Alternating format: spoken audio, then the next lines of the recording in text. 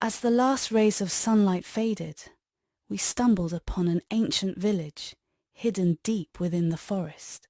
Its silence and decay whispering secrets of a time lost to history and terror. We were a group of urban explorers, driven by curiosity and the thrill of uncovering forgotten places. The village, with its crumbling structures and overgrown paths, seemed like the perfect find. Little did we know, our excitement would soon turn into a waking nightmare. The air grew colder as we ventured further into the village. The trees, thick and oppressive, cast long shadows that seemed to move on their own. Our flashlights cut through the encroaching darkness, illuminating the remnants of a once thriving settlement. We paused at the entrance of what appeared to be the town square, an eerie stillness enveloping us. The silence was deafening, as if the village itself was holding its breath. We split up to cover more ground, agreeing to regroup in an hour. As I walked through the narrow, winding streets, I couldn't shake the feeling that we were being watched.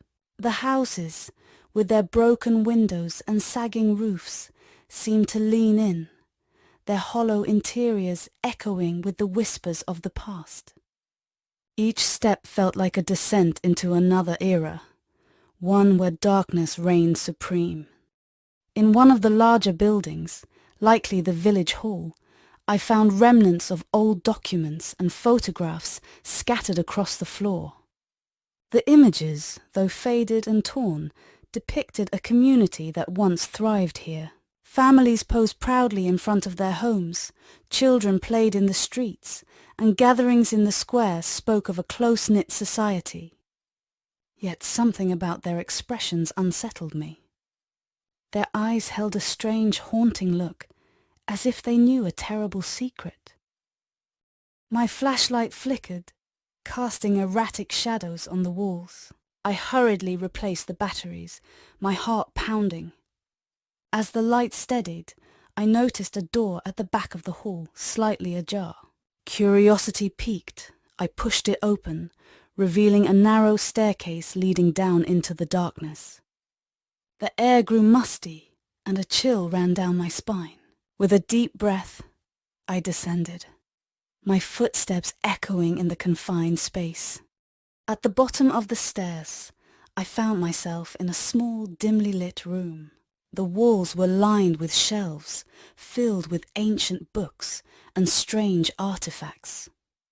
In the center of the room stood a large stone table, its surface covered in strange symbols and markings. I felt a wave of unease wash over me. This place, hidden beneath the village, held secrets that were never meant to be uncovered.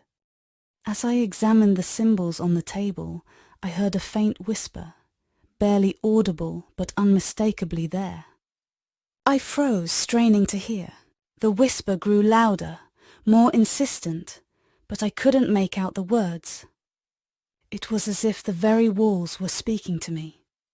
Panic set in, and I quickly backed away, nearly tripping over my own feet. The whispering stopped as abruptly as it had started, leaving an oppressive silence in its wake. I raced back up the stairs, my heart pounding in my chest. As I burst out of the building, I saw my friends returning to the square, their faces pale and drawn. They had found similar disturbing signs, strange symbols, eerie whispers, and a sense of being watched. We shared our findings, piecing together a grim picture of the village's past. It became clear that something terrible had happened here, something that left an indelible mark on the land.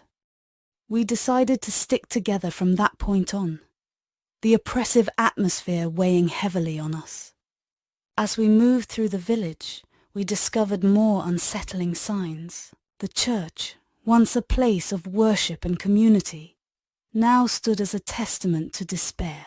The pews were overturned, and the altar was covered in the same strange symbols we had seen before. It was as if a dark ritual had taken place here, one that had sealed the village's fate. In the village square, we found a well, its stone walls covered in moss and vines. Something about it drew us closer. As we peered into its depths, we felt a sudden, overwhelming sense of dread. The well seemed bottomless, a gaping maw that threatened to swallow us whole. We quickly backed away, the feeling of being watched growing stronger with each passing moment. Night fell, and the village was plunged into an impenetrable darkness. We set up camp in one of the larger, more intact buildings, huddling together for warmth and safety. The whispers returned, growing louder and more insistent. Sleep was impossible, and we sat in tense silence, our flashlights casting feeble beams of light into the encroaching darkness. The village seemed to pulse with a malevolent energy, as if it was alive and aware of our presence. As the night wore on, we began to hear footsteps outside. They were slow and deliberate, moving through the streets with an eerie purpose. We held our breath, listening intently. The footsteps grew closer, stopping just outside our building. The door creaked open, and we saw a figure standing in the doorway, silhouetted against the darkness.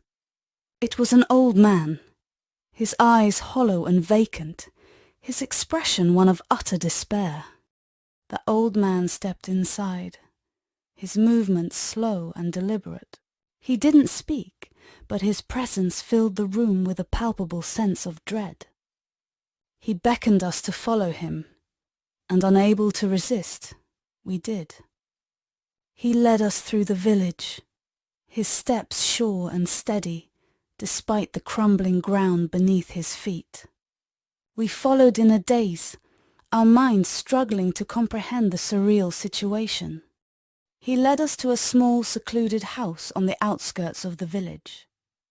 The door creaked open, revealing a dimly lit interior. The old man gestured for us to enter, and we hesitantly stepped inside. The house was filled with strange artifacts and symbols, similar to those we had seen throughout the village. The air was thick with an oppressive energy, and the whispers returned, louder than ever. The old man began to speak, his voice barely above a whisper. He told us the story of the village, how it had once been a thriving community, but had fallen victim to a terrible curse. The villagers, desperate to save their home, had turned to dark rituals and ancient spells. But their efforts had backfired, trapping the village in a nightmarish limbo where time stood still and the terrors of the past haunted their every step. As the old man spoke, we felt a growing sense of dread. His story was filled with pain and sorrow, and the weight of the village's dark history pressed down on us. He revealed that the villagers had made a terrible pact with an ancient malevolent force, one that demanded a heavy price. The village, once a place of life and community, had become a prison of terror and despair. The old man's tale ended, and he looked at us with a mix of sadness and resignation. He explained that we too were now part of the village's curse. Our presence had awakened the malevolent force, and there was no escape. We were trapped in the village, just like the villagers before us. Panic set in, and we begged the old man for a way out, but he simply shook his head. There was no escape, no way to undo the pact. We fled the house, desperate to find a way out of the village. But the forest, once a familiar and navigable place, had become a labyrinth of darkness and confusion. The paths twisted and turned, leading us in circles. The trees seemed to close in around us, their branches reaching out like skeletal hands. We ran through the darkness, our flashlights flickering, and our breaths coming in ragged gasps. The whispers grew louder, more insistent, filling our minds with fear and despair. We stumbled through the village, our movements frantic and desperate. The buildings, once silent and still, now seemed to pulse with a malevolent energy. Shadows moved in the corners of our vision, and we heard faint, ghostly cries echoing through the streets. The village had come alive, and it was determined to keep us within its grasp. Exhausted and terrified, we sought refuge in a small, dilapidated house. We barricaded the door and windows, huddling together in the darkness. The whispers surrounded us, growing louder and more frantic. Sleep was impossible, and we spent the night in a state of constant fear. Every creak and groan of the house sent shivers down our spines, and the oppressive atmosphere weighed heavily on us. As the first light of dawn broke, we knew we had to make another attempt to escape. The village, with its dark history and malevolent energy, had become a prison of terror. We gathered our belongings and made our way to the edge of the village and a path through the forest. The trees bathed in the pale light of dawn seemed less menacing, but the feeling of being watched never left us. We pushed through the dense undergrowth, our steps slow and cautious. The forest, though still ominous, felt less oppressive in the daylight. We followed a narrow path, hoping it would lead us out of the village's grasp. The whispers faded, replaced by the sounds of the forest, the rustle of leaves, the chirping of birds, and the distant hum of insects. For a moment we allowed ourselves to hope, but the village was not done with us. As we neared the edge of the forest, we heard a faint, haunting melody. It was a song, sad and beautiful, that seemed to rise from the very ground beneath our feet. The melody grew louder, filling our minds with a sense of longing and despair. We felt an irresistible pull to turn back, to return to the village and its dark embrace. We fought against the pull, our minds struggling to stay focused. The melody was hypnotic, drawing us closer to the village with every step. We stumbled and fell, our bodies and minds exhausted.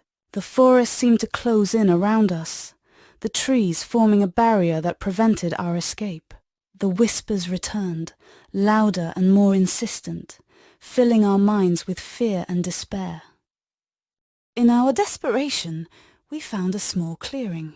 The sunlight broke through the canopy, bathing the clearing in a warm, golden light. For a moment, we felt a sense of peace and safety.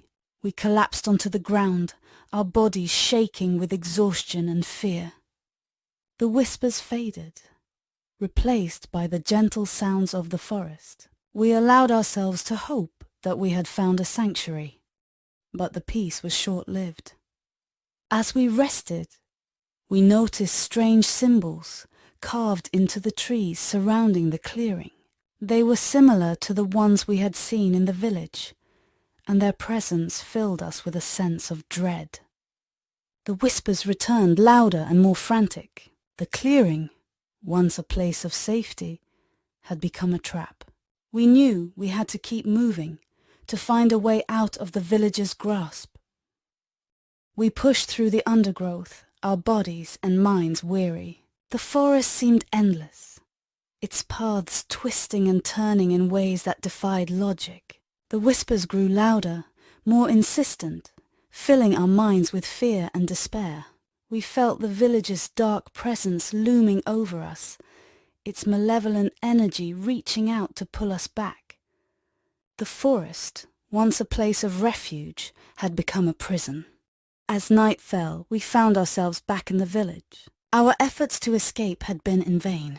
The village, with its dark history and malevolent energy, had claimed us. We wandered through the streets, our minds and bodies exhausted. The whispers surrounded us, filling our minds with fear and despair. The village had come alive, and it was determined to keep us within its grasp. We sought refuge in one of the larger buildings, barricading the doors and windows. The whispers grew louder, more insistent, filling our minds with fear and despair. We huddled together in the darkness, our bodies shaking with exhaustion and terror. Sleep was impossible, and we spent the night in a state of constant fear. Every creak and groan of the house sent shivers down our spines, and the oppressive atmosphere weighed heavily on us. As the first light of dawn broke, we knew we had to make another attempt to escape. The village, with its dark history and malevolent energy, had become a prison of terror. We gathered our belongings and made our way to the edge of the village and a path through the forest. The trees bathed in the pale light of dawn seemed less menacing, but the feeling of being watched never left us. We pushed through the dense undergrowth, our steps slow and cautious. The forest, though still ominous, felt less oppressive in the daylight. We followed a narrow path, hoping it would lead us out of the village's grasp. The whispers faded, replaced by the sounds of the forest, the rustle of leaves, the chirping of birds, and the distant hum of insects. For a moment we allowed ourselves to hope, but the village was not done with us. As we neared the edge of the forest, we heard a faint, haunting melody. It was a song, sad and beautiful, that seemed to rise from the very ground beneath our feet. The melody grew louder, filling our minds with a sense of longing and despair. We felt an irresistible pull to turn back, to return to the village and its dark embrace. We fought against the pull, our minds struggling to stay focused. The melody was hypnotic, drawing us closer to the village with every step. We stumbled and fell, our bodies and minds exhausted. The forest seemed to close in around us, the trees forming a barrier that prevented our escape. The whispers returned, louder and more insistent, filling our minds with fear and despair. In our desperation, we found a small clearing. The sunlight broke through the canopy, bathing the clearing in a warm golden light. For a moment, we felt a sense of peace and safety. We collapsed onto the ground, our bodies shaking with exhaustion and fear. The whispers faded, replaced by the gentle sounds of the forest. We allowed ourselves to hope that we had found a sanctuary, but the peace was short-lived. As we rested, we noticed strange symbols carved into the trees surrounding the clearing. They were similar to the ones we had seen in the village, and their presence filled us with a sense of dread. The whispers returned louder and more frantic. The clearing, once a place of safety, had become a trap. We knew we had to keep moving, to find a way out of the village's grasp. We pushed through the undergrowth, our bodies and minds weary. The forest seemed endless, its paths twisting and turning in ways that defied logic. The whispers grew louder, more insistent, filling our minds with fear and despair. We felt the village's dark presence looming over us, its malevolent energy reaching out to pull us back. The forest, once a place of refuge, had become a prison. As night fell, we found ourselves back in the village. Our efforts to escape had been in vain. The village, with its dark history and malevolent energy, had claimed us. We wandered through the streets, our minds and bodies exhausted. The whispers surrounded us, filling our minds with fear and despair. The village had come alive, and it was determined to keep us within its grasp. We sought refuge in one of the larger buildings, barricading the doors and windows. The whispers grew louder, more insistent, filling our minds with fear and despair. We huddled together in the darkness, our bodies shaking with exhaustion and terror. Sleep was impossible, and we spent the night in a state of constant fear.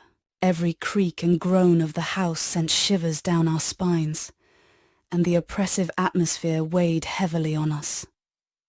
As the first light of dawn broke, we knew we had to make another attempt to escape. The village, with its dark history and malevolent energy, had become a prison of terror.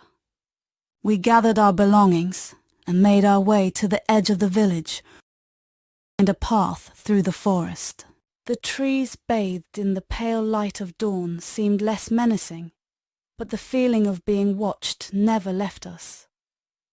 We fled the village as the first light of dawn broke, but the haunting memories of the horrors we witnessed there, in a place lost to time and terror, would never leave us. The whispers, the symbols, and the eerie presence of the village had etched themselves into our minds. Though we had escaped its physical grasp, the village had left an indelible mark on our souls.